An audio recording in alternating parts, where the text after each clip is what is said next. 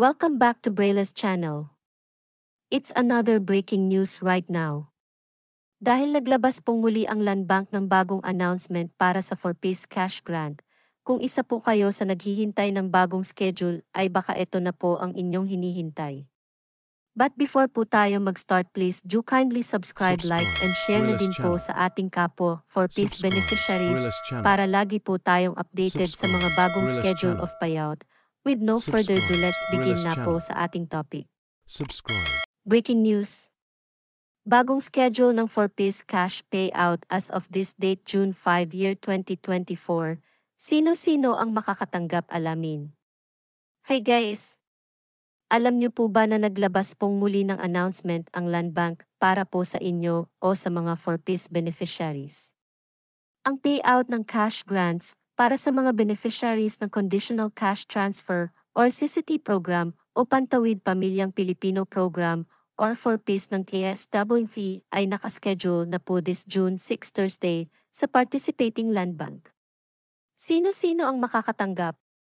Ang mga sumusunod ang makakatanggap bukas June 6 ng cash grant. Una, Category Period Phase 6 2023 RCCT, SIBHIS, regular sa Region 1, 2, 3, 4A, 5, 6, 7, Region 8, 9, 10, 11 at Region 12. Kasama rin po dito ang buong NCR, Cordillera Administrative Region, Mimaropa at ang Bangsamoro Autonomous Region in Muslim Mindanao or BARM. Pangalawa, Phase 6 2023 Additional 4-piece Listahanan 3.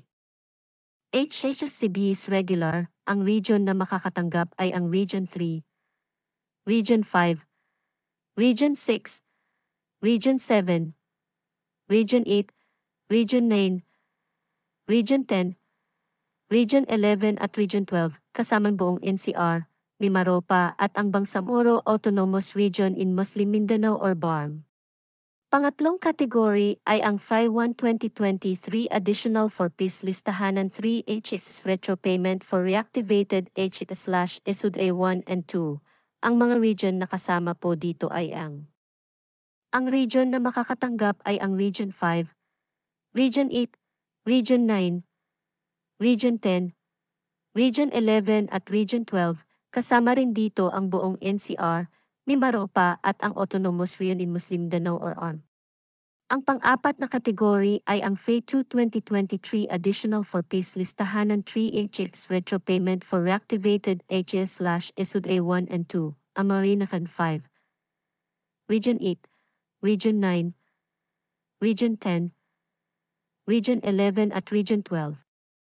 Kasama rin dito ang buong NCR, Mimaropa at ang Autonomous Region in Muslim Mindanao or ARM.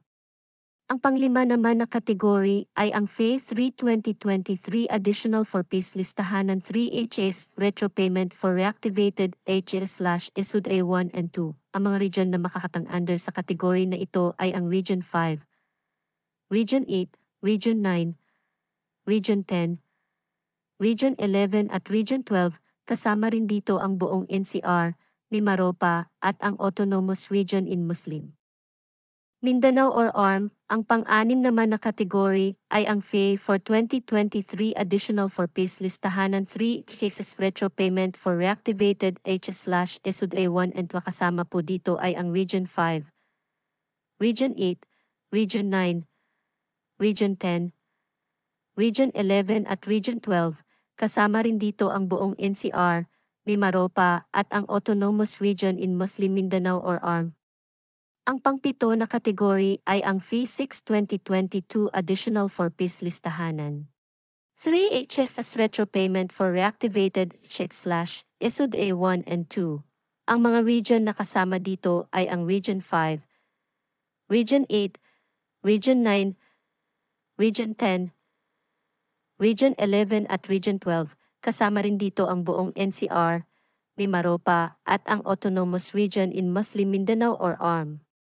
Ang lahat ng cash grant payout ay maipapasok sa inyong Land Bank cash card this June 6, Huwebes sa lahat ng participating Land Bank branches nationwide. Congrats po sa lahat ng makakatanggap. Sa mga hindi pa po nakakatanggap o nakasama sa listahan, ay manatili lamang po kayong nakatutok sa aking channel para sa mga latest updates ng inyong payout at iba pang mga informative videos na makakatulong po sa lahat. Marami pong salamat and God bless po sa lahat.